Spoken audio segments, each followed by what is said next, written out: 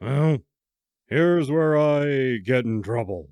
That's because this time we're talking about projection.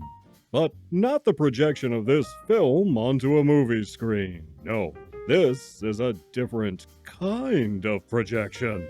Hey, friends, now stick with me on this one. This time I have a silent film to share that has some interesting elements. I know not everybody likes those, and the movie also has some problems we'll get into later, but trust me, this is interesting and indicative of where we're at with both movies and culture today. This time we're looking at Filibus, a silent Italian film from 1915, billed as an early science fiction movie. Among other things, our story goes like this. Filibus is a supercrook, and the cops don't know what to do to stop the clever robberies going on. Enter a determined detective who wants to crack the case. Filibus, it turns out, is a chick. A chick with a gang.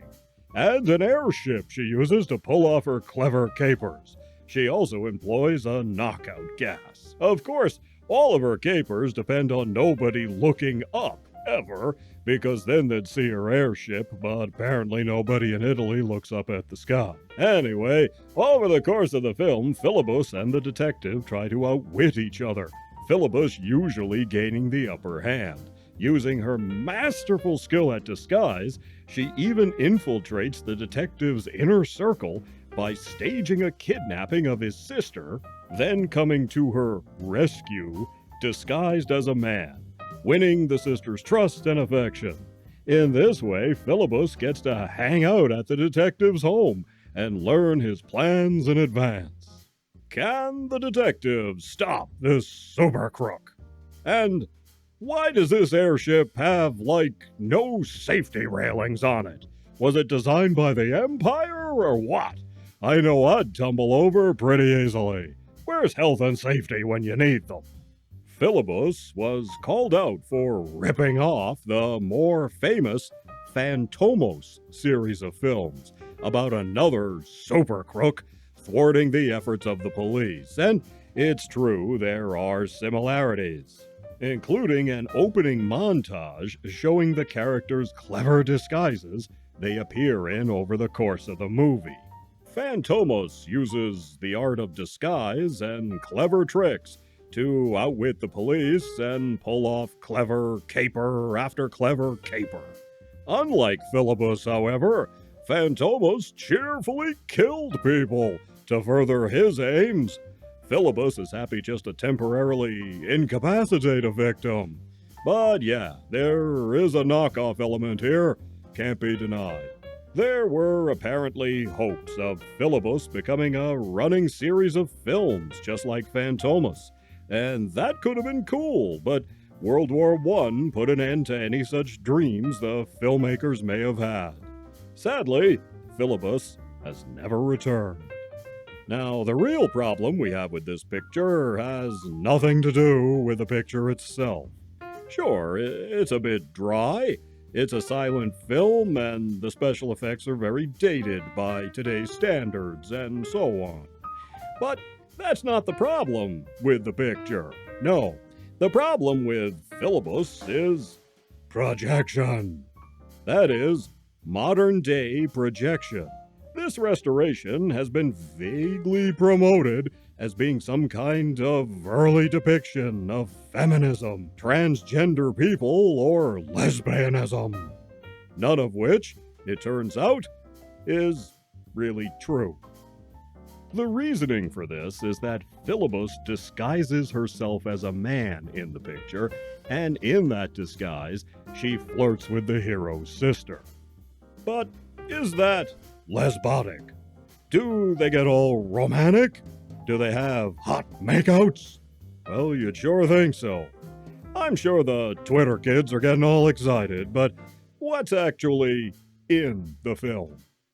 Filibus and the sister meet a few times, they have tea and stuff. In one such scene, we see Filibus relating a funny story to the sister which makes her laugh. That's it. That's the sum total of any flirty stuff between the two characters. Because Filibus is in disguise, the sister mistakes Filibus for a man, one who saved her from a kidnap attempt, a kidnapping that was fake. This was all part of Filibus's plan, remember? So she could get into the detective's inner circle in order to spy on him. Filibus is not, so far as we can tell, a lesbian. However, Filibus is clever at disguise, which is what she's doing here. So she's merely playing a part, a role. Neither she nor the sister are actually presented as being lesbotic. The sister thinks Filibus is a guy, after all. She's not interested in Filibus because of lesbotic tendencies. And Filibus is merely tricking the sister to get information. And it would kind of ruin Filibus's plans if she revealed her true identity anyway, right? Okay, I admit I may not be the sharpest spoon in the drawer, but I like to think I can see some subtext. And in this case, it isn't there. It's not that it's so deeply coded that I can't see it. It's just not there. If it was there, I'd tell you. But it just isn't there, and it never was. Not for 100 years since the film was made. It was only since the dawn of wokeness, social media, and all its assorted buzzwords and identity checkboxes that this stuff has been projected onto the film. But it's not in the film itself. Now, if you want to see that stuff in the film, that's fine, you do you, but honestly, the reality is, it's just not there. I mean, you can wipe your butt with a peanut butter and jelly sandwich, and then claim later it was toilet paper, but you still have a sticky and gloopy butt, right? Okay, so the film originally ran 76 minutes. The print I saw is this one, which is the best, most complete version of Filibus you're ever likely to see. But it clocks in at 71 minutes. So what about that missing 5 minutes of footage? Is it possible it contained scenes where Filibus and the sister are all holding hands and batting their eyelashes at each other, or having kissy-face makeouts? Is there a feminist screed? Is Filibus trying to strike down the patriarchy? Most likely, no. The film did suffer from some damage, and one scene is here where you can see the reel was a little chewed up. We also never are told anything about Filibus, her backstory, where she got this airship, where its base is, why she turns a crime, or how she gathered this gang of air pirates to help her. And films of this era could be a little repetitive, with characters running about in similar scenes several times. So it's far more likely that these were the things that have gone missing, probably due to the decay of the nitrate-based film reels, as opposed to some evil anti-rainbow editor supporting the patriarchy. Again, nothing lesbotic, trans, or even feminist. Also, like it or not, general audiences at the time would not have been on board with that stuff. Shoving it in there like they do today would all but guarantee the film not being screened in as many theaters as it otherwise could have been. If any. Sorry, Twitter kids, but it's true and facts are facts. This modern-day projection thing has been done before. Another film we talked about a while back, Beverly of Graustark, is also hailed as some kind of deeply coded trans or lesbotic story, only it isn't.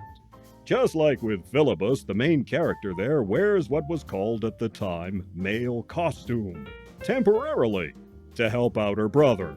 And afterwards, she's more than happy to switch back to ladies' wear and marry a prince. There's nothing lesbotic or trans about it. As for Filibus, the movie is notable for having a woman be a bold and clever supercrook, and using then-modern technology in unusual ways to steal stuff.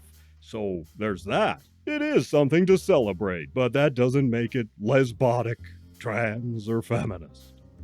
Okay, look, I kinda get it. There are people today who are so desperate to prove their tribe has been around doing their gender thing or whatever way before the internet and social media. And to a point, they're not entirely wrong. But to claim these things from the past are some kind of gay or trans, deeply coded message is disingenuous at best.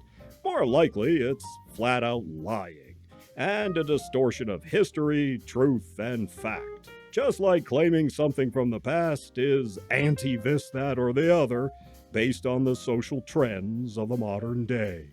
Same goes for claiming Sherlock Holmes and Dr. Watson are gay. They're not. Or Kirk and Spock are bi. They're not. Or Robin Hood and his merry men are getting it on in Sherwood Forest. They're not. Or Bert and Ernie are...